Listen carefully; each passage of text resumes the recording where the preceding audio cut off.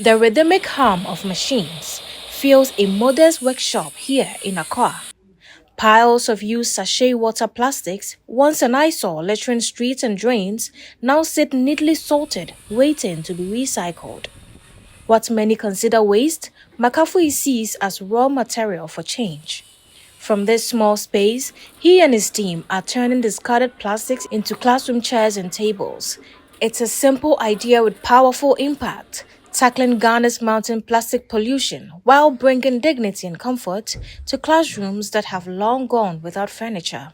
We already have about 400 desks in schools, more than 10 schools. We've set up a computer lab for a school in Afienya also, and we've built a bus shelter or a cooling shed. One of it has been installed at Accra Academy already. So there's already so much impact, and I've already trained 15,000 young people in 3 African countries over the period. Makafui's work is already making a real difference, and he says this is just the beginning. The goal is to, one, fix the 2 million desk deficit issues in the country, try fixing similar problems in other African countries that have similar challenges and similar situation. Then also we have a roofing tile product also from the pure water sachet, being able to make larger, longer panels of that to be able to revolutionize the construction industry. The acting director of human settlements at the Environmental Protection Agency, EPA, Hope Smith Lomote, acknowledges the plastic problem. He says there are strategies and funding streams to support innovators like Makafui who want to scale up. If you look at the plastic management policy 2020, there are a lot of strategies inside. One of them is what Makafui is doing.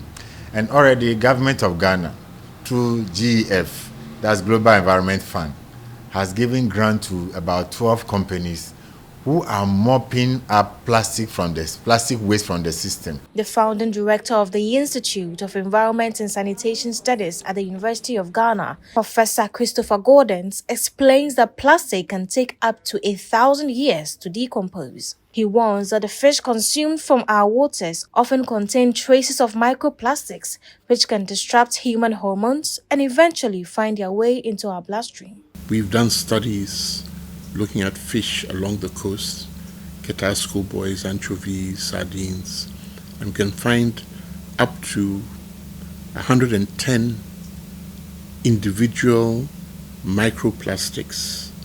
The other side on our health directly is that all plastics contain additives. As they leach out of the plastic itself, i.e. they dissolve in the surroundings, which can be soil, it can be water, they release what are known as endocrine byproducts, which mimic the hormones we have in our body.